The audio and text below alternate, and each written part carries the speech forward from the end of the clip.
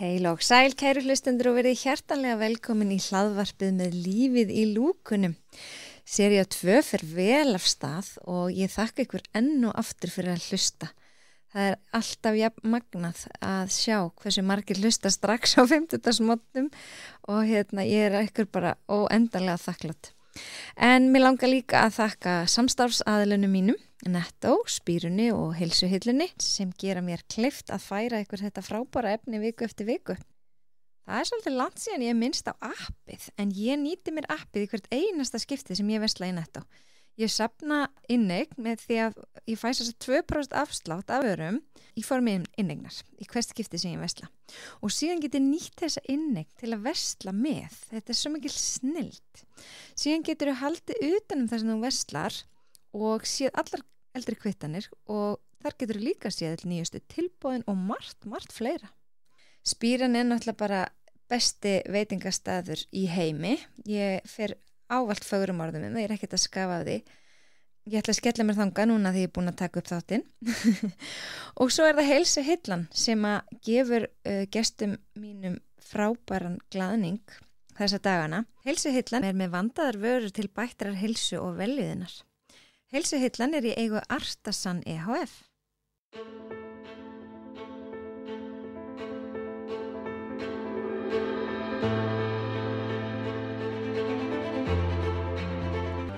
Mér finnst mjög gaman að fá til mín einstaklinga sem er að gera öðruvísu hluti og fólk sem eru svo kallar jáhrifavaldar í heilsu. Guðbjörn Gunnarsson er gestur minn í dag og hann blandar saman á skemmtilegan hátt einkaþjálfun og markþjálfun og hann segist líka vera listamaður í því að lifa. Já. Vertu velkomin, Guðbjörn. Já, takk fyrir. Er ég að gleyma einhverju í sér kynningu? Sko, já, þetta er mjög gott, en ég er áhugamaður fólk. Þú ert áhugamaður fólk? Já, og ég sem sagt, það sem ég geri mest af og er bestur í, það er að vera með svona vinnustofu, sem ég kalla vitundavakning. Og svo hef ég verið að gæta, svo hef ég fengið að vera skálavörður, svo hef ég fengið að vera viðburðarstjóri, þannig ég fæ að gera voða margt skemmtilegt. En ég var búinlega mikið náhuga á fólki og búin að vinna með fólki í 21 ár og búin að vera svona að rannsaka bara hvað þarf fólk, hvernig nálgun þarf fólk og það er þú veist, Guð sagði við Adam ekki bíti í eplið og hvað gerir fólk þá? Það bítur í eplið. Já. Þannig að það er ekki heppilegt að nota þetta orðatiltæki, ekki, til dæmis. Og svo er ég búin að rannsaka alveg svona 5.000 hluti viðbót, sko.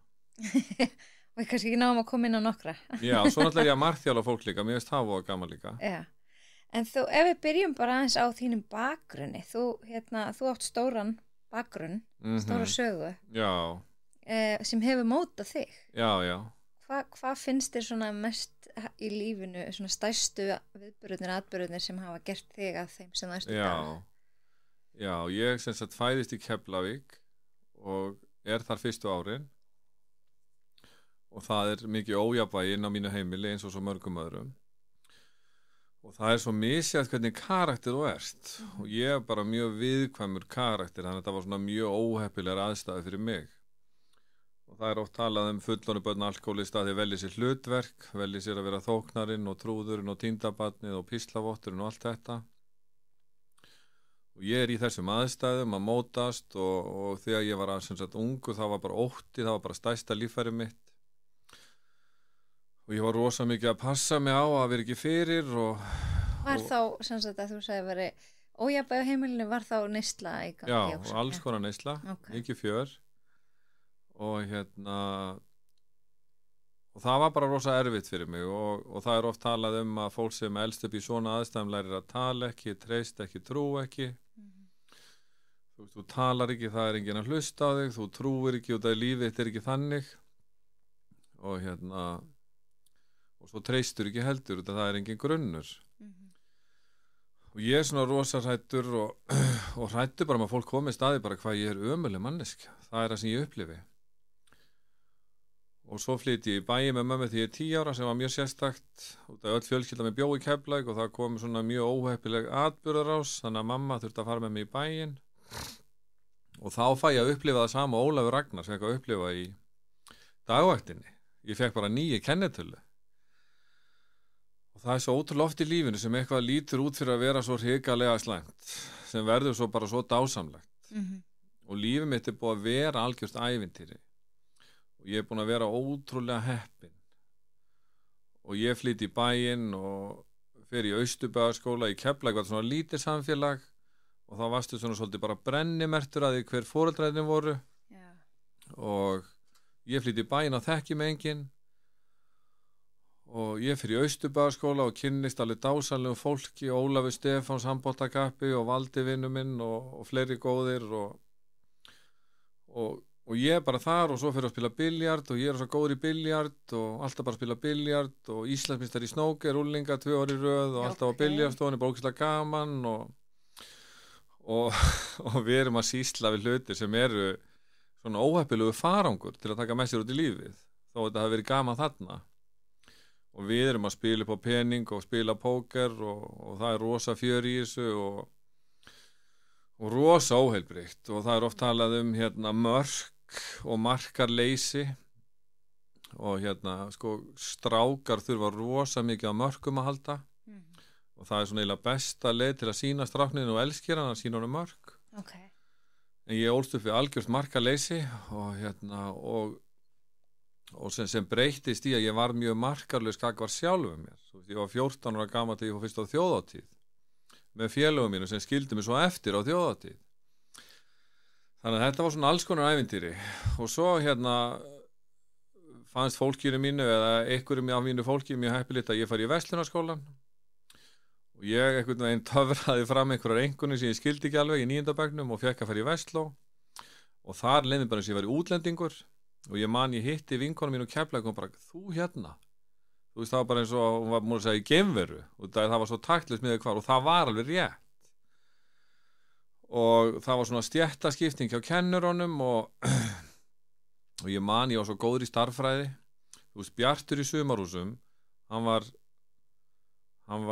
936 vikur að vinna sér inn fyrir sumarhúsum við förum nánar undir það á eftir þannig ég var rosa góður í hugareikningi og svo kemur algebran og í Vestló þá virkar það tvöfalt þá sem sagt farið starffræðingurina bara þú veist það kemur tvöfalt þannig að það bara 2 og 2 þannig að ég var í Vestló og fjall 3 ár í röð í Vestló bara ég á Íslandsmeti í því held ég en fekk að taka upp hann aftur eitthvað fyrsta árið og þá kom algebran og það eina sem þið þurft það var bara ef einhver hefði hjálpað mér í starf þá hefði ég bara orðið stúdent í Vestló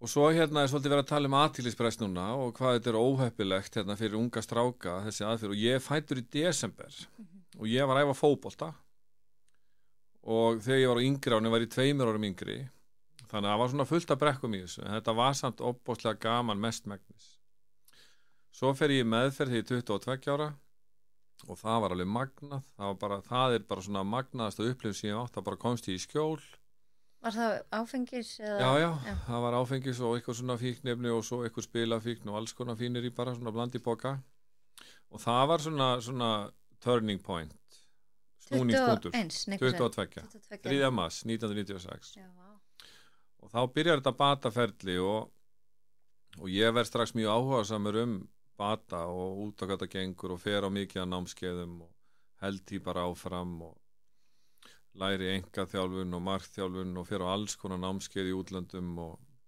alltaf að taka glósur það er svolítið gaman að því að þú ert með einhverja náðargjöf og mín að vera kennari og til þess að geta kent þarf maður að taka glósur þannig að ég var mikið að tala við fólk, spurja fólk og svo einhvern veginn bara leiðir eitt að öðru og svo er bara 50 og búin að vera að mennta mig í þessu fylgjast með hvað fólk þarf og ég tala mikið mataræði mína kuna og það sem vantar í mataræði okkur holl fita og ég er rosa spenntur fyrir heilahilsu hugsanahilsu Það nú heilt þáttur heilahilsu hjá mér Já, nákvæmlega og en það er bara svo misjátt hvernig getur þú tala við fólk þannig að það grípi það sem þú ert að segja og Freud talaði dulvitund hann var komið nýtt nafn yfir undirmeðvitundina sem heit dulvitund út af hún er svo vel falin og það sem að undirmeðvitundin gerir hún dulbýr sannleikan svo þú heyrir ekki út af einum stað þá vill en ekki þú breytist Og ég trúi því og Joe Dispenza, hann væri sammála mér, ég hlusta svolítið mikið á hann svona algjör svona skammtafræðingur og hann talar að þú getur ekki hlustað betur heldur en þér líður. Ok. Og ég ætla að segja þetta einu sinni enn, þú getur ekki hlustað betur heldur en þér líður. Og ég búin að vinna með fólki sem í alls konar aðstæðum og ég búin að læra það að ég segi fólki ekki hvað á að gera. Fólk vill alveg breytast en það þolir ekki hvernig við reynum að breyta þeim. Þannig að ég að segja fólki alls konar sögur og eitthvað svona heppilegt sem ég hef heyrt. Og það bara eins og það sé ekki bara svona geta. Það er ekki bara ef við hugsaum svona forrit og þú veit með hvað heitir þetta svona eitthvað svona megabæti eða hvað heitir það svo vanti bara svona eitthvað megabætum inn á harðadiskin til að taka á móti einhverju nýju. Þannig að ég er svona orðið mjög góður því að finna áskoranir eftir færni. Þannig að ég er svona mjög fínn í því að hlusta hvaðan fólk að koma og hvað passar núna. Já.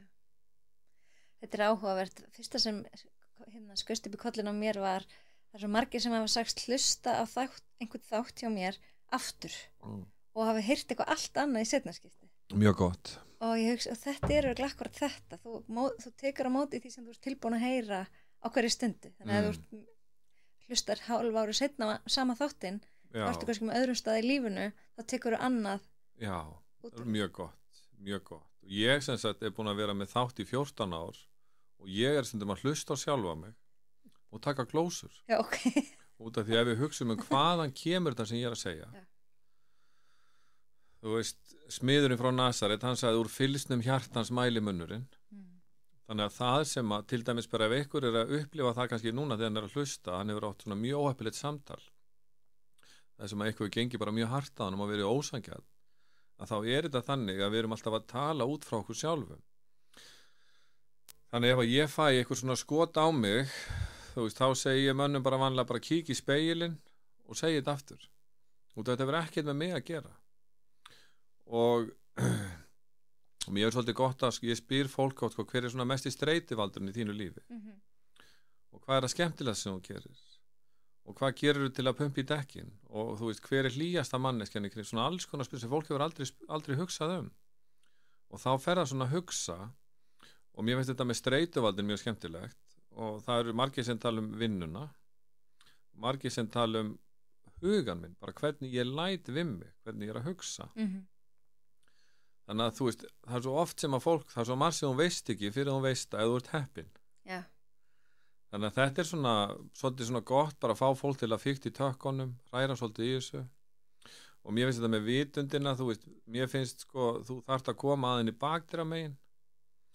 Og ef við hugsaum hver er ég, þú veist, ég er 1973 árgerð og svo kannski færðu mannesku og fyrir að vinna með mannesku sem er fætt kannski 1960, 1970, 1980 og þú sér fyrir þig bara pabbi minn hann átti trabant sem var 1973 árgerð og ef ég ætla að fara að koma honum í gang það er bara rosa vinna og ég trúi því það er svo magnað að skoða hvað við komum og ef við skoðum 1783 á Íslandi það er bara eldgos og svo kemur frostavetur miklu, það er ekki hægt að búa hérna og Danakonur okkar ætlar að fara með allavega þessar eyju og þú veist, og ef þú hugsaðum bara langafi minn, langafi þú veist, hvað voru þeir að hugsa og þeir voru að hugsa að deyja ekki kulda og deyja ekki hungri þannig að það er í DNA-n okkur að lifa af en ekki að lifa hamingjusömu lífi og svo talaði ég NBI-greiningarnar við daginn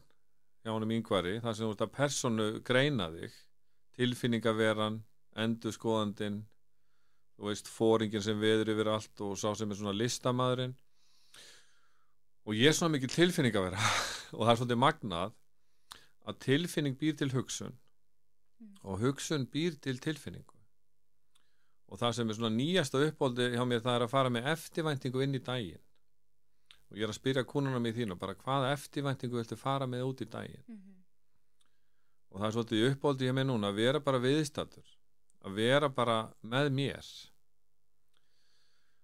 og það er svo ríkt í okkur að hugsa eitthvað annað þú veist ég að þetta og ef við pælum í huganum og ef við pælum í hugarheilsu, að þá hugurinn rosa mikið þannig, mér líkar þetta ekki, ég ekki svona.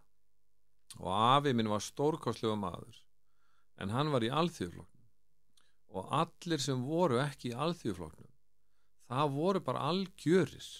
Já, fannst honum. Já, og ég elst upp við þetta.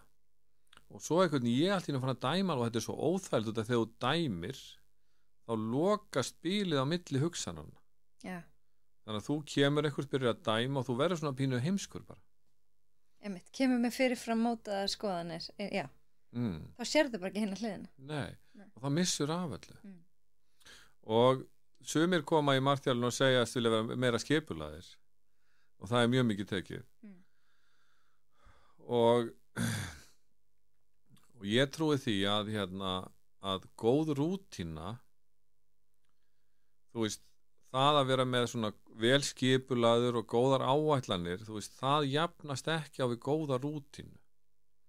Heilin það líffæri sem eyðir mestri orku og það sem ég læt fólk gera, ég læt að gera svona upplifunardagskrá. Hvernig þá?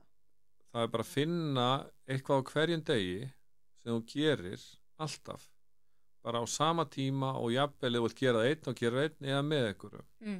Og ég segi fólki að hreyfa sig svona allavega 10 sinnum í viku í hálftíma. Bara lágmark, þú mátt gera meira. Þú veist, ég heyri 3 í viku 30 mínútur, þú veist, það bara mjög fínt. En að gera 10 sinnum, skilur, þú veist, það bara 7 sinnum betra. Og þá ertu bara búin að gera plan. Bara á mánudögum, þá hitti ég Stínu frænku og við förum upp Ólafsvöll. Á þriðjudögum, þú veist, þá förum við öll fjölskyldan í sund. Og miðvikudögum förum við í golf, fimmtudögum förum við að lyfta, þannig að þú bara búin að plana þetta allt. Og þá sleppur við að þurfa að hugsa hvað ég að gera og það svo þreytandi. Já.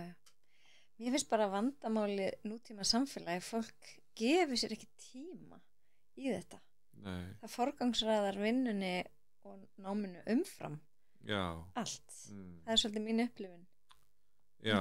Það svona, þetta kannski að laga staðins, en þú veist, það allir með svo tróðna stundatöflu eða dagskrá já, ekki nóg að gera Grál að gera? Já, mér finnst þú veist, eitt af því sem ég skoða mikið þú hefur heyrt þú getur tekið manneski út úr aðstæðunum en það þunga hlassið að taka aðstæðunar úr fólkinu og það svo oft sem maður heyri eitthvað svona flott slókun, alveg eins og great minds think alike og þú heyrir alls konar svona hluti en það vantar að fá útleggingu á það. Þú veist, hvaða aðstæður verið að tala og ég held að þetta sé, það sem þú varst að lýsa núna, ég held að þetta sé stóra vandamálið.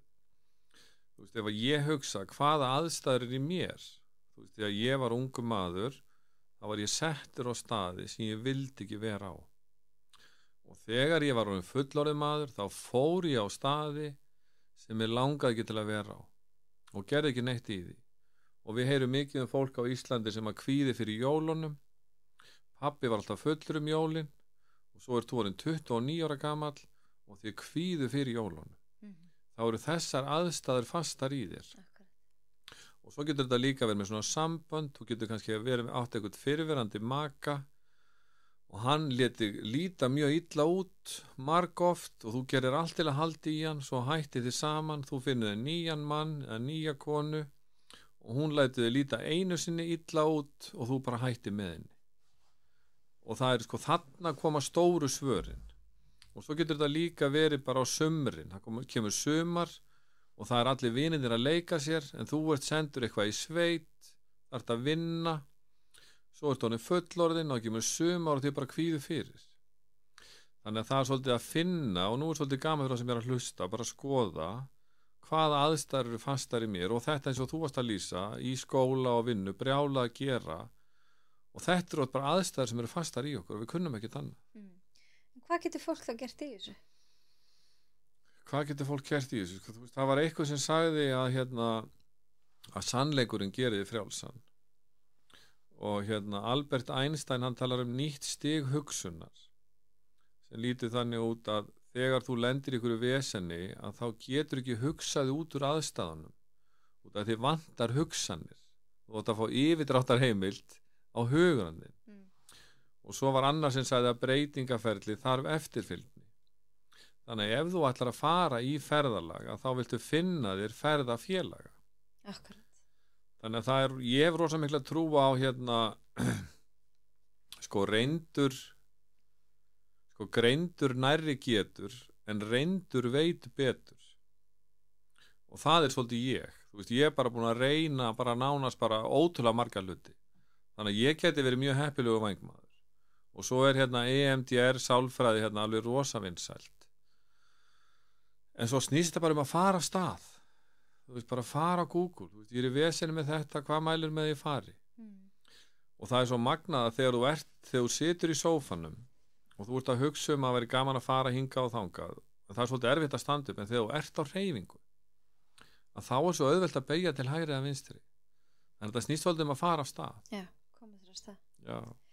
En ég hef fengið markþjálfa áður sem hafa útskýrt aðeins hvað markþjálfun en hvað kallar þetta? Djúpsjávar markþjálfun? Já, ég get boðið upp á ef þú ert vel unnin þetta snýst svo mikið þá ég var að tala áskoranir eftir færni og hæfni þannig að út af því að ég búin að fara á bólaka með sjálfa mig og ég trúi því að þú getur aldrei gefið eitthvað sem þú átt ekki þannig að ég hef svona mikla reynslu á því að vinna með þetta sem ég að tala og ég ekki með verksumir með svona verkfærakistu ég með svona vopnabúr þannig að ég með svona alls konar svona verkefni sem þú getur verið að gera sem hjálpa þér að kveikja á því hvað að gerast og þetta snýst svolítið að þú farir á ferðalag og svolítið svona finnir út bara eins og til dæmis bara eins og ég spyr fólk þú veist bara hvað þarf ég núna þú veist og markþjálfun gengur út á að hjálpa fólki að sjá það sem og til dæmis og það sem kannski mest að gjöfin út þessu viðtali fyrir ykkur sem að hlusta að það þessar ómeðvituðu hugsanir sem alltaf að klípa í ykkur en þið fattið ekki að þeir að klípa í ykkur það undir meðvitundin? Já, að reyna að grípa það svolítið. Ég var með að hugsa bara mig daginn. Ég rosa mikið að semja kennslur og að fara í eitthvað viðtöl og fá fólki viðtöl og þá ég svo mikið að hugsa þetta væri sniðugt og ég að hjóla og ég stoppa og ég tala inn eitthvað þú veist, glósur og þetta þarna greipum nei, þú veist, ég bara þegar ég mæti á staðinn þá veit ég nákvæmlega hvað ég á að segja þannig að ég veit bara verið í fríi þú veist, þegar Mozart, þú veist, hann var að semja texta og þegar hann vildi fá sér frí þá fór hann að spilaði biljard og svo á meðan hann spilaði biljard þá fekk hann hugmyndina að textan Akkurat, já, maður hefur heyrt þetta Já, akkurat Já Einmitt, hugmyndin kemur oft bara einhverstað allt annars þegar þú ert hættur að hugsa hana Já, og svo snýst þetta bara svo ofboðslega mikið umhverfi þú veist, ég vil vera gott umhverfi í góðu umhverfi og ef við hugsaum rauðu flöggin þetta var rautt flaggarla ég fór þarna með honum og þetta var bara rautt flagg Hvað meinar þá? Þetta oft, maður heyrir þetta svo mikið tala fólk að byrja í sambandi þannig, og það kom rautt flagg og það kom rautt flagg og ég það rosa ríkt hjá mönnum eins og mér að það sem hefur verið stærsta hindrunin í lífsins hindrunarhlaupi það eru mín samskipti við konur og þegar ég var að byrja mitt ferli í þessu rosalega hræddur, rosalega ómeðvitaður ótta við höfnun og svo byrja ég með einhverju konu, svo kemur eitthvað upp og ég þori ekki að setja það í skálina eða jafnvel, það eitthvað óþægilt að gerast og ég minnist á það og ég fæ bara árás þannig að ég læri, kerfi mitt lærir þú veist, ég get ekki gagnrýnt þessa konu þá bara fæ ég árás frá henni þannig að þá byrja maður bara að kyngja og svo kannski eftir einhvern langan tíma þá allt í henni bara getur maður ekki meir en ég vil meina að þú veist að rauða flaggið í mínu lífi séu sárin í mér sem þetta óunna þú veist ef að við erum í samskiptum og þú ert að bjóða mér upp á eitthvað sem að mér finnst ekki heppilegt og ég segi þér ekki þú veist hver ber þá ábyrgðina Akkurat En að þið vorum að tala aðeins undirmeðvitundina og þú benti mér á morgunsíður. Já. Ég nefnilega, ég var í námi í heilsumarkþjálfun fyrir nokkrum árum og þá fengum við akkurat kynningu á þessum morgunsíðum. Það er svo mikið snilld. Já. Ég var veltið fyrir mig hvort þú væri til að segja aðeins frá þeim. Já. Hvernig það geti gagnast fólki. Já, það er akkurat svona hlutir sem ég er með í vopnabúrinu að þá ertu, segjum bara svo, ég vil léttast 10 kíló og ef þú getur ekki hugsað betur heldur en þeim líður og þú setur markmið, ég ætla að léttast 10 kíló og þú ert komið mataplanið, skilur, og hreyfingaplanið og þú veist alveg hvað þú átt að gera en þú ert samt á þessu stað, þú getur ekki hugsað betur heldur en þeim líður. Þannig að þú byrjar voða vel, svo lendir í ykkur ójafnvægi, lendir í ykkur skítkasti, eitthvað ömurlegt gerist og þá ertu allt í henni bara komin, þú veist, í ykkur óhóllustu. Þannig að ég segi við fólk, þú veist, til þess að ná markmiðunum þínum, þá þarftu að finna upplifanir sem að pumpa í dekkin hjá þér.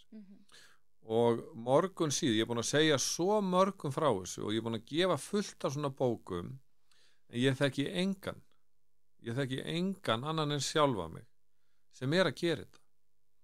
Og við erum svo mikið í einhverjum kassa og það að fara að gera eitthvað, já, Guðbjörn sagði að þetta væri góð hugmynd, já, flott hjá honum, en þá ertu bara fastur, þú veist, á þessum, sko, það er bara rautt ljós og það stendur, þú getur ekki hugsað betur heldur en líður. Þannig að til þess að þú búir til eiginleikan, til þess að þú farir að hugsa betur um þig, að þá er lausnin ótrúlega einföld. Þú veist, ég það bara að líða betur. Þannig að þú átt svolítið að finna út hvað lætur mér líða vel og morgun síðurnar, hún heitir Julia Cameron og þetta heitir The Artist Way og þú sagðir áðan ég væri listamaður í að lifa.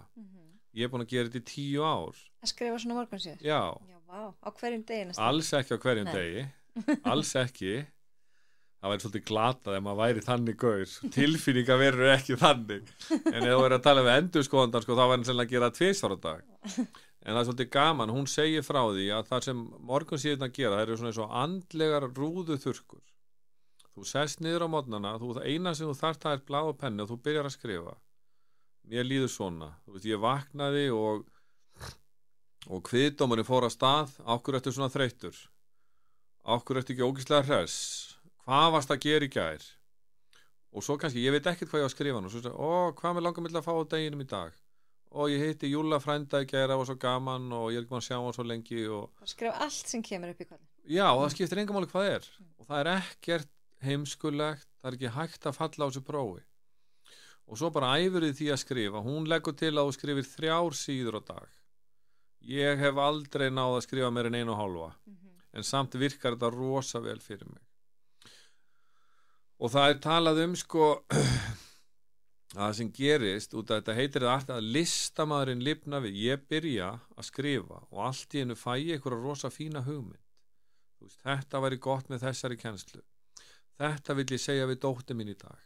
Þannig að það lifnar, listamaðurinn lifnar og það sem hún mælir með líka er að þú farir einu sinni í viku og nærir listamannin í þér.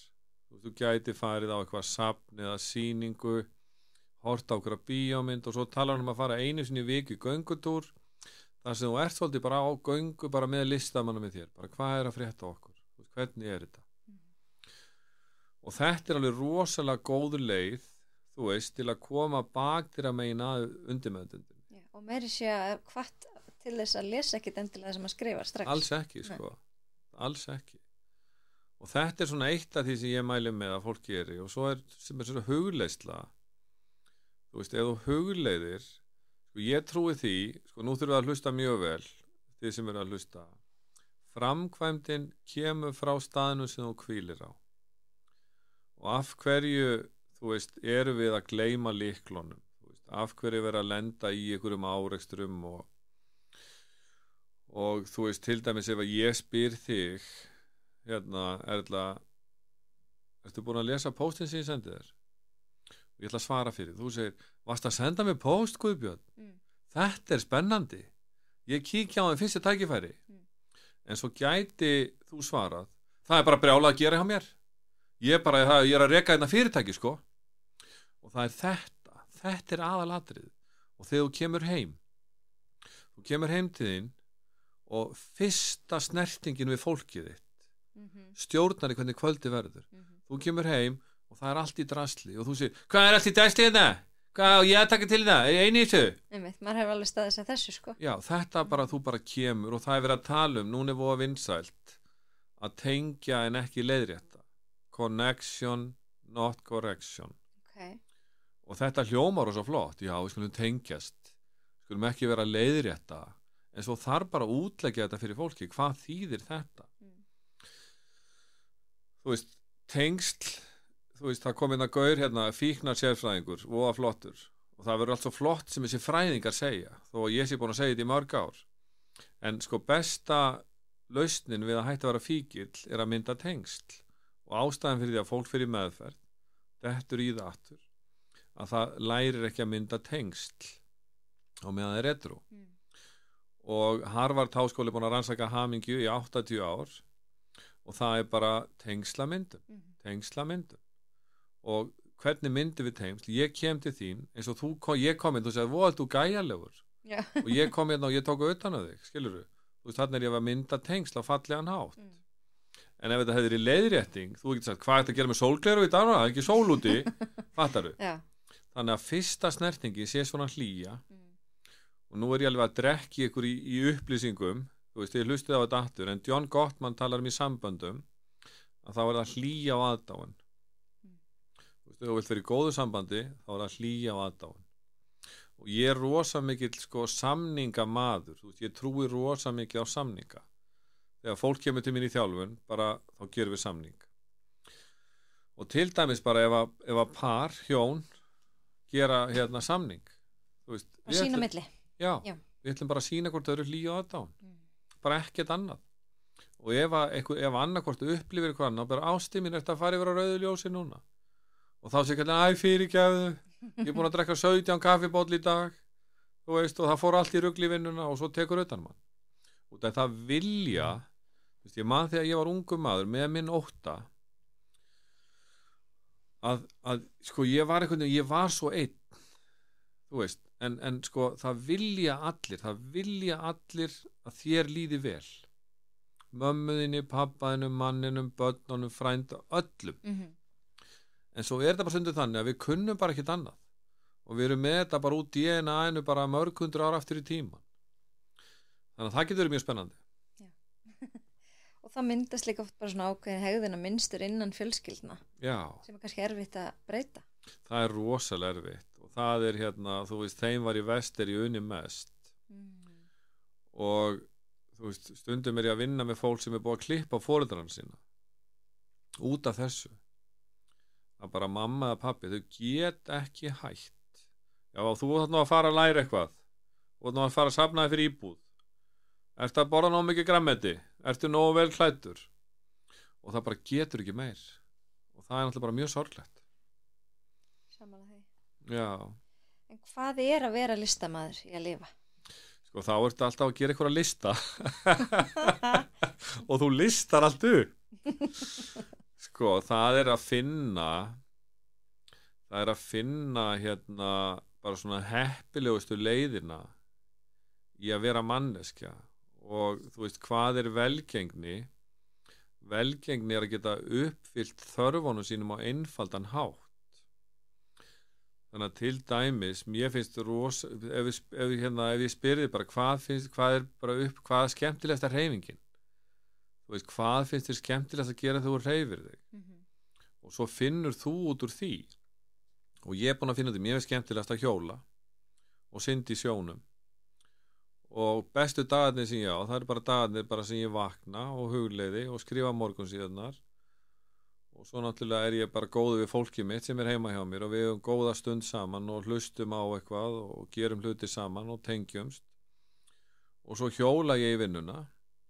Og svo þegar ég er búin að vinna þá hjóla ég upp í Nauthólsvík og fer í sjósund. Og bara þannig, ég er ekki að segja allir að hjóla og fer í sjósund. Nei, en allir þurfa að finna sitt. Já, finna sitt og svolítið, til dæmis bara ef að þú ert með svona persónugreiningu, þar sem þú ert svona svolítið endurskoðandi. eða þú ert bara svona ógeðsleg jarðýta sem átt nú á pening, það er bara sem enginn fólk sem á nú á pening, þetta er oft bara óþægilegt fólk sem kann að make a buck og það er sko fullnægða þarfir, það er letja þig. Þannig oft er þetta þannig að þú kannski bara átt nú á pening, þú hefur allt eins og vilt, þú er bara 1000 flöskur í kjallaranum, skilur af alls konar fínir í, og svo kannski ertu svona endurskoðendamódel og þú ert bara alltaf að gera sömu hlutina og þú ert í góðu formi og ekki neitt vesen, en lífið þitt geti samt orðið miklu betra. Þannig að það er svona að finna, ef við hugsum bara líkamann, hvað það líkaminn, þú veist, það þarf að teygja á líkamannum. Þú veist, það þarf að hreyfa hann, þú veist, hann þarf að fá einhver verkefni og alls konar. Ef við hugsum heilan, þú veist, það þarf svolítið að teygja og strekkja á honum. Þannig að það er ótrúlega margir sem er einhvern veginn í sínu lífi og það er bara rosa flott glansmynd í gangi og lífið kannski bara mjög gott meðaltal, en það er samt hægt að gera það betra. Og það er, þú veist, að vera forvitin, fykt í tökkunum, þú veist, hvernig getur þetta orðið 1% betra? Og frumþörfin okkar er vöxtur. Alveg sama hverju við erum, en ef við hugsaum ef við fyrir saman í fjallgöngu og við erum að labba upp á Esju og svo stoppum við og það er bara æðislegt útsýni og skýin alveg flott, sjórinn spegilsléttur og svo borðum við nestið og svo bara svo gott að vera þarna. Þú veist, það er komin Teslan er klár, skilurðu, sumbústarinn er klár, fattaru mig, og svo bara eigum við hlut í húsi á Tenerife, fattaru, og það er svo auðvitað að stoppa þarna, en það er rosalega spennandi að finna einhverja leið til að halda áfram að labba upp. Ég skil.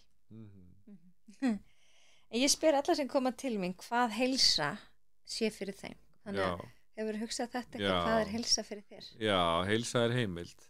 Heilsa er heimild? Já. Ok, ég hef aldrei fengið þetta svar. Nei, heilsa er heimild sem virkar í báðar áttir, og ef við hugsaum eins og þig, þú ert svo flott, Erla. Takk að þér fyrir. Bara geislar að þér og í svo fínu formi, þú veist, þú ert að vinna einhver mót í einhverjum keppnum og ert að færa okkur frábæra boðskap, og út af því að þú ert svo hraust að þá hefur þú rosa háa heimild. Skilur, það er bara, þú veist, 77 milljónir bara inni þarna. Þannig ef að þið langar að fara út að hlaupa, skiluru, ef að þú vilt gera eitthvað sem er svolítið erfitt, þú veist, þarf að fara með 50 hjólbörur í sumarbústanum, þú veist, þá hefur þú heimildir að gera það. Þú ætlar að klæða þig í sokkana, þú veist, þú ætlar ekki að biðja manniðin að klæða þig í sokkana, fattaru? Þannig að þannig virkar heimildin. Og mér er svolítið gaman að vísa í orkupíramídinans Ingvars í Profectus, ég fengi að hitta svo mikið að skemmtilegu fólki. Ég fór í framhaldsnám hjá honum í markþjálfun og hann var búinn að búa til svona einhvern orkupíramída. Og hann var að tala að andlega orkan væri aflið, þannig ef að þú þarft að taka svona spjall við kallinn og þú veist, kannski er hann ekki að fara að taka því vel, þú veist, kannski verður hann bara brjálaður, þú veist, enn eitt, skilurðu, nú stopparu, þannig að það reynir á sko andlega styrkin, þú veist, hefur hugur ekki til þess, og svo er huglæga orkan, fókusinn, og það er svona hvernig þið gengur að muna eftir hlutunum og líklunum og svona og halda velli og halda sjó, og svo er tilfinningalega orkan, það eru gæðin sem þú hefur í lífinu. Þannig að til dæmis ef þú venuði bara á að vera hlý þegar þú kemur heim, er þetta strákurinn minn, er þetta stelpa mín, bara kottu með knús, svakalegt fallegur í dag og ég svo ánægður að vera mamma þín, allt þetta, að þá er tilfinningalega orkan rosa góð. En svo er undir þessum píramída, það er líkamlega orkan og það er magnið á þessu öllu. Þannig að manneskja sem er í góðu formi, þú veist, það er alltaf trompið.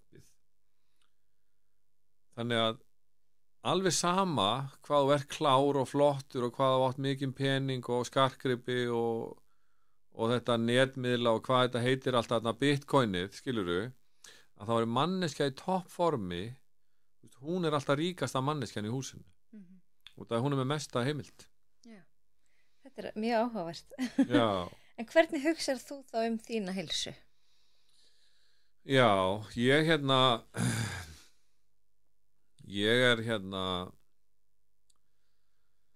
er að læra. Ef við hugsum sko aðstæðurnar sem er í mér, það var bara svona rosa brött brekka að fara að hugsa eitthvað um mína heilsu. Ég fekk mér grilla brauð með majónesi og osti og ananas og ég þoldi ekki að drekka vatn og þú veist það að ég hef orðið einkaþjálfari það var svona mjög svona mikil skekkja í því fyrir marga þannig að það hefur verið rosa vinna fyrir mig að að bara passa upp á mig þannig að ég er alltaf að æfa mig þú veist það er training not trying ég er að æfa mig að hugsa betur um mig og það stendur í bókinni Think and Grow Rich þá talar hann top 5 og númer 5 eru vinir, númer 4 tónlist, 3 metnaður, númer 2 ást og númer 1 ætla ég að leyfa fólkina að googla ég geti lent í vesenni, ég myndi segja frá því en það sem ég segi fyrir mig í bókinni minni þar stendur að það sem númer 1 það er að tilheyra og númer 2 það bara hreyfing og númer 3 mataræði 4 hugleiðsla, 5 útivera þannig að það sem ég er að reyna að gera það er einhvern veginn að tengja fram hjá undirmeðvitundinni og ef við hugsum bara ef að þú ætlar að fara á bílnum til Akureyrar og ef að þú ert búin að ganga á þig eða þú ert ekki búin að vera að hugsa um þig í mörg ár og þú ert allt í einu bara að keyra á felgunum því að þú leggur á stað, dekki springur og svo ertu bara komin í burnout út af þú er ekkert verið að hugsa um þig þannig að þessi fyrir mig skiptir mestu máli það eru þessar upplifanir og þessi rútína ekki áætlanir, ég var rosa mikið alltaf að plana og það gerðist ekki þannig að rútína er bara venjur skapa sér góða venjur og það er þú veist að æfa mig að hugleiða skrifa morgunsíður og svo tala ég að leggja inn fyrir góðum morgundegi og svo tala ég að fylla framheilan eftir vinnu. Hvernig gerur það? Útleggjum þetta fyrst, hvað er hann að tala um, hvað er framheila, þú veist.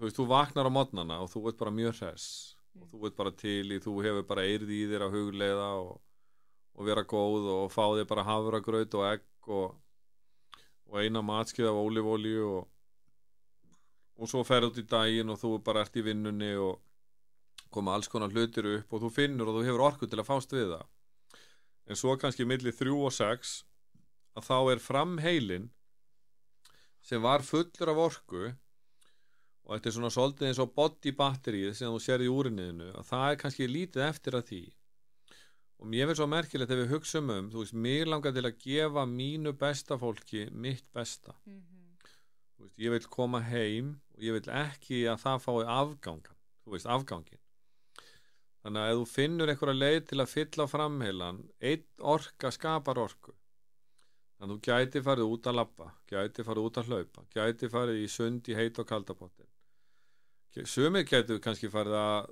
prjóna eða púsla eða hlusta á okkur að fallega tónlist eða fara upp á úllan og svo bara einhver svona 100 hlutir í viðbót en fyrir mig, mér finnst alltaf einfaldast að fara bara í heit og kaldapottin en svo eins og þú sagðir, eins og maður þinn gerir og ég þú veist, við komum bara hjólandi heim svaka freskir búin að tæma hugan og leiðin heim það er alltaf alveg geggjað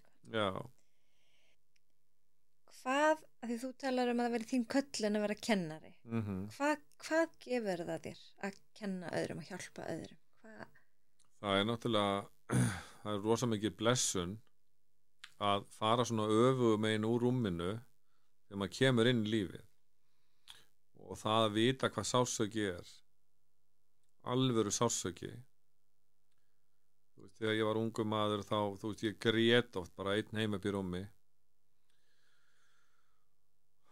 og komið mér í aðstæðra sem ég hef bara átt mjög erfitt og þú veist, þegar ég er 25 ára gamall þá fæðist dóttir mín og ég fer bara í massíft fæðingaþunglindi og ég fer til læknis og segir bara ég er að drepast úr bara bipolar bara upp og niður og hann svona klappa mér á öxlina bara býta á jaxlinn maður þú veist, svona gerir maður, bara býtur á jaxlinn og það komið 10 ári viðbót það sem ég var svona manískur og svona bipólar, þú veist, að vera svona tveggja póla, ef við útleggjum það eins að þá ertu bara 2 manneskjur. Og þá langaði til að gera þetta og gerir hitt og af hverju gerir þetta ekki og af hverju gerir ekki hitt og þetta er bara rosa mikil vinna.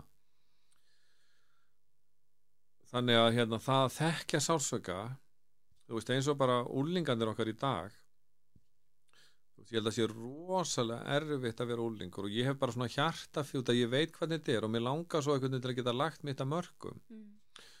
Og ef við hugsum sko úlinga í dag og tengslamyndun og aðgengið sem þetta fólk hefur, til dæmis bara ef bara ungu drengur fer að horfa á klám og sem að raskar tengslamynduna getunans, sem gerir það verkum að þegar hann kynnist konu að þá er hann miklu lélegri í því að skuldbinda sig og eiga heilt samband, sem gerir það verkum að það er alveg mjög miklu líkur á hann skilji, sem gerir það verkum að barnið hans, þú veist, þetta börn þurfa að tilheyra og það fyrir barn að upplifa það að mamma og pabbi skilji, að þá brotnar það í tvennt og þá verður svo erfitt að tilheyra, að það verður til svona spírall. Og ég hugsa oft í dag, ef við hugsum bara um bara par sem á 3 börn, par sem á 2 börn og þau skilja og svo hittir maðurinn aðra konu sem á 2 börn og hann á 3 börn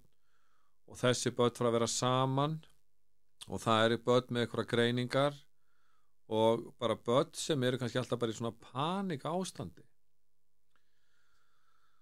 Og svo verða þessi börn eldri og ef við hugsum bara stöðuna á ungu fólki á Íslandi í dag, þá er hún bara alveg skuggaleg. Og ég er ekki mikill svona tölfræðimaður. Ertu að meina það bara andleg líðan? Eða? Já. Þannig að það er rosa margt þarna, þannig að ég bara hef svona mikla þörf til að og þetta er svona hjartans þrá, þetta er svona miklu meira svona köllun og ég fengi að sjá fólk bara ná ótrúlegum bata og það er svo gaman og ef þú hugsar stóra myndin og ef við förum núna í djúpsjávar margþjálfunina að þá trúi ég því að það sem þú gefur er það sem þú færð og það sem þið vantar ertu ekki að gefa.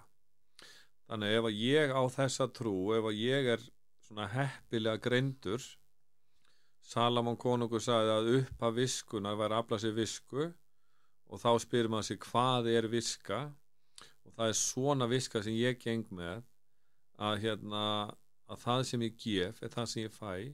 Þannig ef að mér langar til að stækka lífið mitt þá er ég að finna út hvað er stærsti pakkin sem ég get gefið og svo reyni ég að gefa hann. En hvaðan, þú segir þú hafi verið þarna 10 ár svona bara að glíma við, hvað fékk þið svo til að snúa við blaðinu? Já. Eða þú veist, hvernig fór þér að líða betur? Já, þú ert að hlusta á mig. Það var mjög merkilegt, ég var staddur á AA-fundi og það er svo merkilegt þegar þú ert innan fólk sem er að vinna í sínum málum, að þá smitast að því. Og það verður svona mjög skemmtilegt svona hugleiðslu ástand inn á fundinum og það kemur bara til mín á fundinum. Þú veist, ég hef ekkert að gera með það hvernig mér líður. Þú veist, stundum líður mér vel, stundum illa og þetta var bara svona hringfett, þetta var svona bara hringur sem ég fór. Þannig að ég fór bara mjög hart í það og fann mig geðlæknir og fékk hjá honum líþíum sem er svona jafnvægisblanda og það var bara einn af svona stóru lottóvinningunum í mínu lífi og þá kom jafnvægi á hugsanirnar mínar. Og er það ekkert þegar maður er fyrirvændi fíkill, er það ekkert, maður er ekki træddur við svona lyf þá? Nei, ekki þessa tegunda lyfjum. Líþíum er bara, þetta er bara eitthvað svona saltblanda. Já, ok. Þannig að þetta er ekki svona eitthvað svona brjálaður hugbreytandi stjóri, sko. Já. En hvernig, að því að þú sagðir að margir hefur verið hissa þegar þú fórst yfir engaþjálfari. Já. Hvernig leitist út í það? Það var bara ótrúlega, ég er búin að vera svo heppinn og svo blessaður. Ég er staddur í vörklass og er að æfa og ég hitti hann Sölva Fannar vinn minn og hann er að byrja með engaþjálfara nám. Og ég var búin að vera svona í einhverju svona sölumannavinnu sem ég var mjög góður í en hún var mjög þreytandi. og ég hugsa með mér, sko, ég alveg til ég að fara í þetta nám en ég gat ekki séð það hvernig ég fengi vinnu við að vera engaþjálfari, þannig að ég segi við Sölvi, ég til að koma í þetta nám ef að þú redda mig vinnu og ég fer í þetta nám og svo bara tómt vesen að ná í Sölva, brjálað að gera hjá honum, þannig að ég þurfti að pirra hann mjög mikið, en svo endaði með því að við fórum og töluðum við Bjössavinn minn og það var bara mjög spennandi og ekkert mál og svo er ég svo heppinn, þú veist 2003 byrja ég að þjálfa, svo bara 2004 að þá bara þessi dásalegu hjón, Dísa og Bjössi, þá bara eru bara laugarnar byggðar bara spes fyrir mig þannig að ég er búin að fá að vera þar í 20 ár. Þannig þú er búin að vera engaþjálfari í 20 ár? 21 ár, já.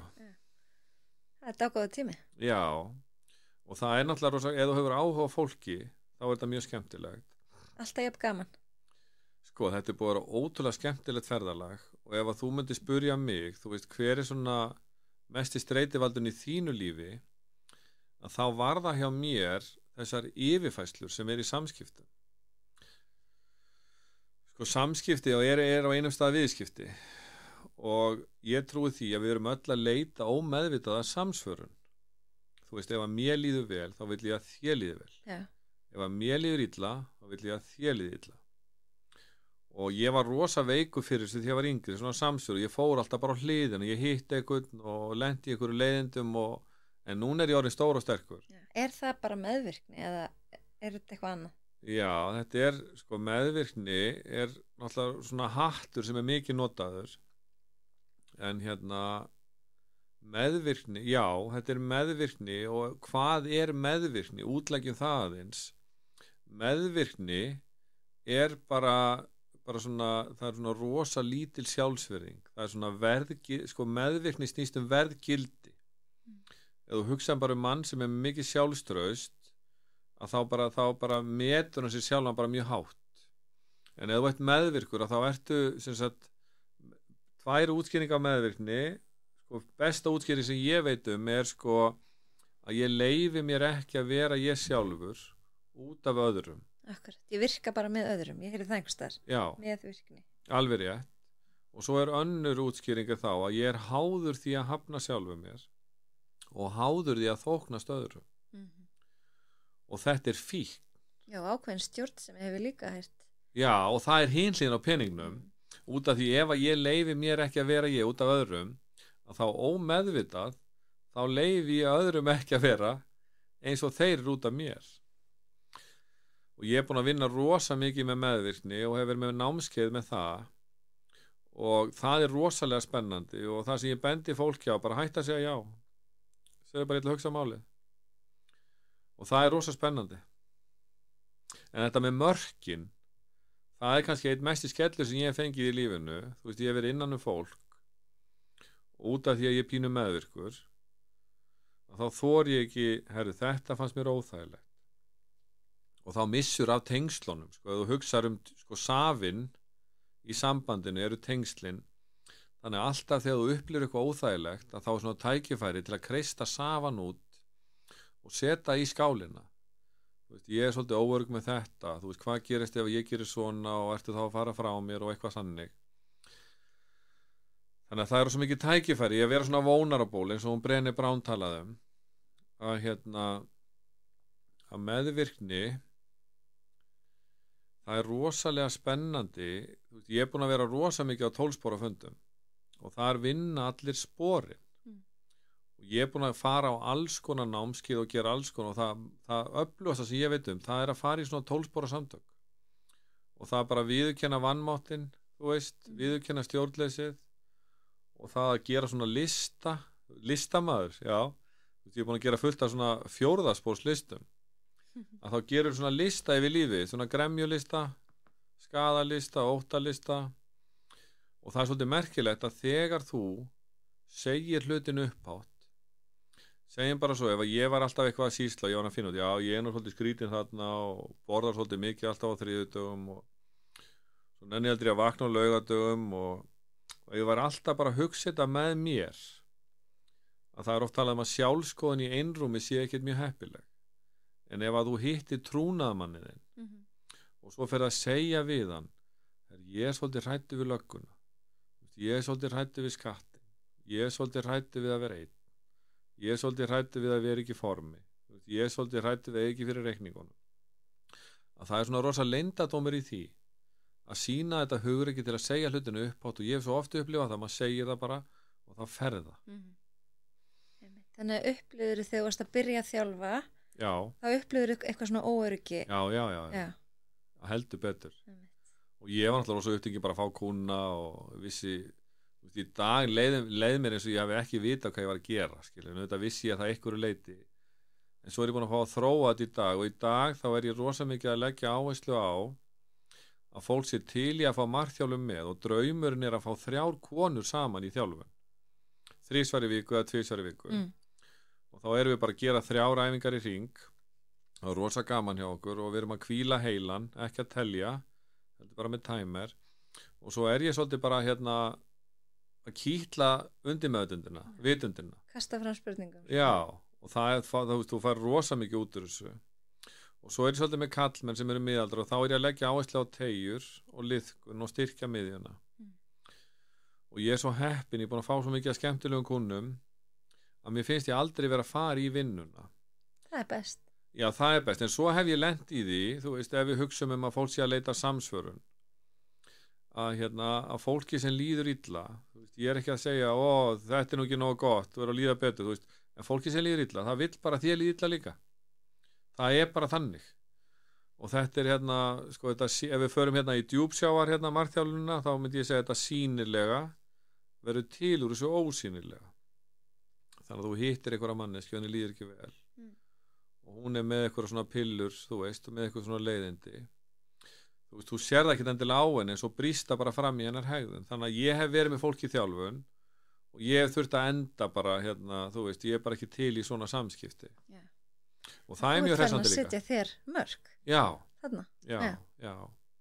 Og það bara eiginlega verkefni. Ég held að það sé mjög margir sem eru með að setja sjálf sem mörk. Já, sko, andstæðingurinn sem sko þín megin á vellinum, hann sterkari heldur en andstæðingurinn sem hinum megin á vellinum. Þannig að þú ert alltaf stærsta vandamál í þínu lífi. Það rétt. Já. Það rétt. En mér langaði að tala hún var að tala hún Ragga Nagli, hún svo frábær. Já, í spjallinu hjá mér eða bara, já, hún var að tala já, hún frábær. Hún var að tala að para saman þegar hún var hjá þér síðast. Og ég fór svona að hugsa að para saman, og ég voru gaman að hugsa hluti, og ég hugsaði bara, til dæmis þegar þú farið í lasagna, þú veist, þá finnst fólki var gott að fá sér brauð með. En mér dætti í huga að para saman sko bara lasagna og salat. Og þessi pítsu faraldur sem í gangi þú veist, prófaði að fá þig pítsu og salat. Og svo svolítið gaman að hugsa bara, þú veist, hvernig get ég verið að para saman? Þú veist, það rosa vinsælt núna bara að fá sér bjór og krana, skilurðu? Og þá svona spurning, hvernig þetta að para? Það ekki hægt að para saman með því, fattaru? En þá finnst mér þetta mjög skemmtileg pæling að para saman. Og svo var Ólafur, doktorinn Já, Ólafur Þór Ævarsson. Já, Ólafur Þór, hann var að tala hann sagði, ég vil að fólk tali meira samskipti og meira hvíld. Og ég held að okkur vantar svo mikið að fólk útleggi þetta fyrir okkur. Og ef við hugsum hvíld, og ég sagði á þann að staðurinn sko, að framkvæmdin kemur frá staðinu sem þú hvílir á. Og Guð þurft að hvíla sig 1 dag í viku, þú veist. Og það rosalega heppilegt að hafa svona 1 hvíldadag í viku. Og það væri svolítið gott núna bara fyrir ykkur sem að hlusta að hugsa bara hvernig lítur markviss hvíld út fyrir mér. Og það svo mikið áreiti við hugsum sko ef við erum að fá okkur koffín, nikotín, orkudrykki, að þá verður allt svona alveg spinni gal. Þannig að ef ég hugsa bara markviss hvíld fyrir mér að leggja inn fyrir góðu morgundegi. Þú veist, ég ætla sko, nú þjóðhátíð að koma bráðum og það ógeðslega gaman að fara á þjóðhátíð og ég var alltaf með markmið, ég ætla alltaf 15. júlí, ég ætlaði að vera 75 kíló og það mér langaði svo að vera sætur þegar ég færi á þjóðhátíð og það tókst aldrei. Og ég setti mig bara markmiðið en svo breytti ég ekki neinu. Þannig ef við hugsum ef við ætlum að leggja inn fyrir góðu morgundegi þú veist, hvernig lítur það út? Og það geti litið svona eitthvað út á það leið að hreyfa sig eitthvað eftir vinnu og sko þú þarft ekki kolvetnið og búin að leggja bílnum að fá þér þá bara salat og prótein í kvöldmat og svo, þú veist, ef að þetta er satt, ef að tengslamyndun er það besta sem við gerum að finna einhver leið fyrir það á kvöldin og ég mæli bara með borðspilum. Þú veist, í gamla daga það var svona lítil hús og allir saman, núna er allir í sínu herbyggi tölvunni. Akkurat. Þannig ef að fólk geti hist og spila borðspil eða fara út í göngutúr og svo las ég einhvers staðar að fólk sem að les er hamingjusamara heldur en fólk sem les ekki. Þannig að lesa eitthvað og hvíla bláljós og safna þannig að þú vaknir hress. Akkurat. En ef við hugsaum manneski sem setur sér markmið og svo heldur hún bara áfram að vinna alveg á fullu, þú kemur heim, þú veist, fer í tölvun og setur eitthvað í ofnin og borðar og fer fram á sjónvarpi og borða meir og svo ferð á Facebook og svo ert að borða og horfa og surfa, dettur út og svo vaknar bara ógeðslega þreyttur. Þú veist, svona manneski er ekki að fara náninu markmið. Og svo var Ragga að tala um að þú veist, til þess að þú myndir ná að klára verkefnin að þá er þetta oft þannig að maður spennir sig upp til að koma sér í gírinn. En mér langaði svolítið að tala um Amundsen. Kannast við Amundsen? Nei. Amundsen, hann var fyrstu til að fara á Norðurpólinn. Já. Ég hef örgulega heyrt verið illa dóttir. Já, einmitt. Og hann ákvað það að fara alltaf 20 mílur á dag. Og hann fer af stað 20 mílur á dag og svo er annar sem ætlar að fara enskur hersöðingi og hann ætlar bara að fara eins langt og hann getur á hverjum degi og svo enda með því að hann deyr og allt hans lið en Amundsen hann kemst áfram og þá finnst mér svo góð pæling þú veist, ef þú ert í einhverju aksjóni þú veist, að gera eitthvað á hverjum degi þannig að sko ef við hugsaum sko það er learning zone, panic zone og comfort zone og þú veist, það er náttúrulega mjög óheppilegt að vera mikið í panic zone mjög óheppilegt og náttúrulega mjög óheppilegt að vera ómikið í comfort zone og það er mjög spennandi að vera svolítið mikið í learning zone en ég held að það sé ekki heppilegt að vera mikið í panic zone þú veist að bíða alltaf á síðustu stundum með að gera allt og ég held að það sé mjög sko slæmt fyrir blóðþrýstingin þannig að ég mæli svolítið með bara að googla Amundsen og taka þetta svolítið borð og þegar ég er að segja þetta þú heyrir þetta að þá kannski, þú veist, þú hlustar ekki betur heldur en líður, að þá er svolítið spennandi að fara í sitt eigið ferðalag. Akkurat. Þetta er bara rosa flott. Er eitthvað að lokum sem að þið langar að Já, þú kannski segja hvað bókin þín heitir líka. Hún er ekki komin út. Hún er ekki komin út, ok. En það verður sannlega bara vitundaveisla. Hún átt að heita hrátt kjöt með engu hrásalati.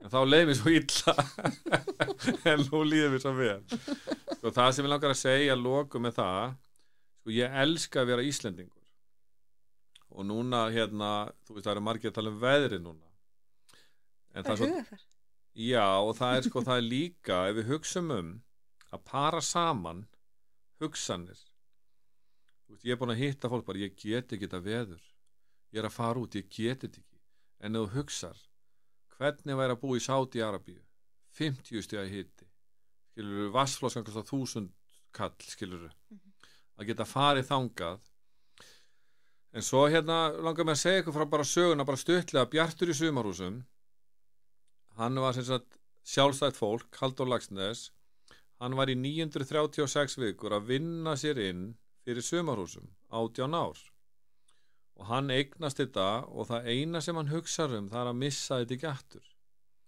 þannig að hann er með rollur sér að Guðmundakynnið, það var uppáhaldið hans og sauðkindin var æðri mannkindinni og það var hans lifibrauð og það eina sem hann gat hugsað það var bara rollurnar eignast fleiri rollur og það var bara saltkeila í öll mál svo eignast hann konu og hún vildi fá belju og mjólk svo hún dræpist ekki hann skildi ekkert í þessu og það eina sem hann gat hugsað það var bara að geta borgað af þessu, það hann búin að vinna fyrir sér 936 vikur.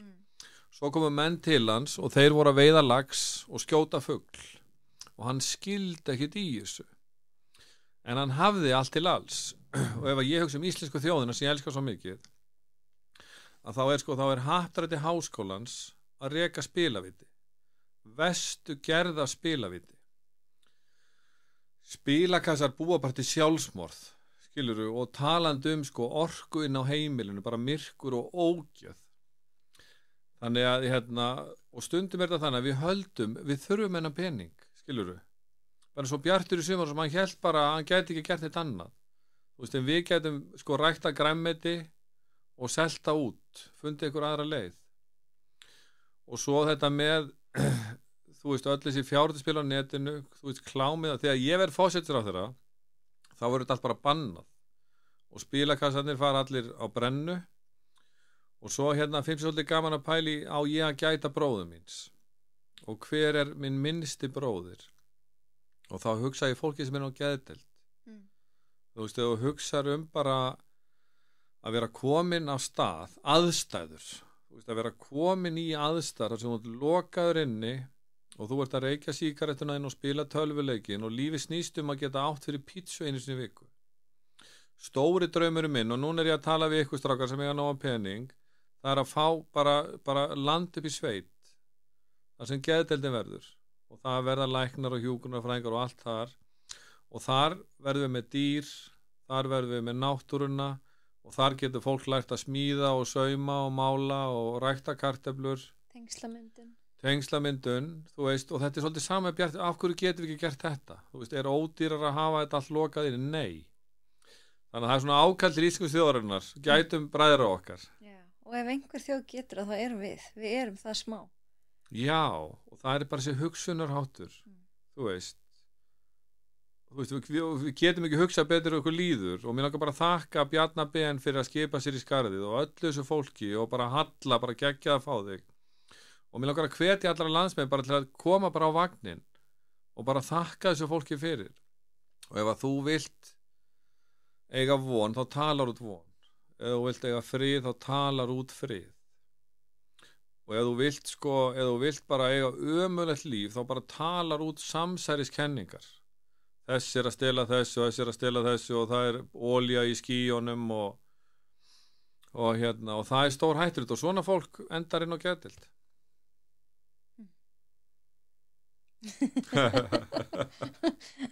Kannski ekki bestur lokaorðin svo, nei, tjók.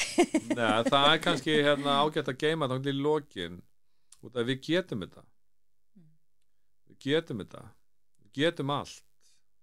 Við erum traustast að þjóð bara í heimi að hafa lifað þetta af. Og það er svolítið gaman að hugsa til þess, þú veist, Adolf Hitler, þú veist, þegar vondi hlutir er að gerast og enginn gerir neitt í þeim, það er verst. Og þetta er að gerast á Íslandi í dag. Og það ég er bara mjög sorgmættur yfir því. Ertu þá að tala bara að heilsa þjóðarinnar er að hnigna og þið finnst ekki vera að gera því? Eða? Sko, það er rosa margt verið að gerast. En ég bara tala bara með þessa hluti. Þú veist, það sé ekki að loka á þessar síður. Já. Og það að happdrætti háskólan sé að reka spilavíti. Fattar mig. Það er bara, þú veist, og svo kemur einhver sem læri lögfræði í háskólanum og hitti spilafíkilin og hendur hann að heiman. Þetta er svo rosalega ljótt og þetta kostar það sem það kostar. Þegar góðir hlutir, þegar gott fólk gerir ekkert, þá kostar það. Þú veist, það kostar það sem það kostar. Og við sleppum ekki gjaldfrítt á þessu. Þú veist, það er fólk bara sem fremur sjálfsmorð, þú veist, sem er að spila í háspennu. Það er bara þannig. Sorglegt. Já, en svo bara ef við endum þetta á góðu nótunum, að þá hefur þú sem þetta hlusta, þú hefur allt sem þú þarft. Þú ert bara skapar með allt sem þú þarft. Þú ert bara að finna réttu innstunguna. Og bara svona rosalega einföld leið til að lífið stækki rosalega mikið. Það er bara að skrifa niður lista, hvað þykir mér skemmtilegast, hver er skemmtilegastur, hver er hlýjastur, hvernig get ég gert meira af því. Og það þarf rosa lítið að gerast til að mikið breytist hratt. Og við verðum að reyna að komast í betra líkamlegt form til að fá meiri orku. Það líst mér vel á. Þetta er betri lokar. Akkurat. Þegar ég glemti nú einu næstu því. Ég er með frábæran gjafapoka handa þér frá Heilsuhillinu sem er nýjasti samstarfsaðili minn. Já. Þetta er stútfullt af einhverju til þess að bæta heilsuna þína. Æðislegt. Og endilega bara kíkta á þetta og og hlaka til að heyra hvað þér finnst. Já, æðislegt. Herru, ég ætla að gefa líka ég finnst þetta svo frábært podcast og ég svo þakkláttur fyrir að fólk sé, þú veist, í þessum vagni að bæta aðstæður fólki. Þannig að ég ætla að gefa hlustendum þínum, þrem hlustendum, 1 tími í markþjálfun og svo ætla ég að gefa 3 konuhópum sem koma 3 saman 1 tíma í einkaþjálfun og markþjálfun. Vá. Og þú fær svolítið að finna út í því hvernig þú ætlar út þetta velunum. Já, fólk verður bara að hafa samband um mig. Já, fólk hefur samband um þig. Bara fyrstir koma, fyrstir fá. Geggjað. En fallegt að þér. Já. Þetta æðislegt. Þú ert í áhrifavaldi. Já, líka bara þegar maður ekki að mæti vinna, þegar maður fer að vinna, þá þetta ekkert mál. Nei, náttúrulega. Herri, bara takk enn og aftur. Já, takk fyrir. Æði. Ég hvet þig til þess að fylgja hlaðvarpinu á Spotify eða Apple Podcast eða öðrum streymisveitum eða þú ert ekki nú þegar að gera það. Og nú einnig hægt að setja inn ummæli þáttinn og mér þætti rosalega gaman að heyra frá okkur. Og svo auðvitað Instagram, Heilsuerla, þar sem ég seti inn fróðleiksmóla úr öllum þáttunum. Þannig að endilega fylgja mér þar líka.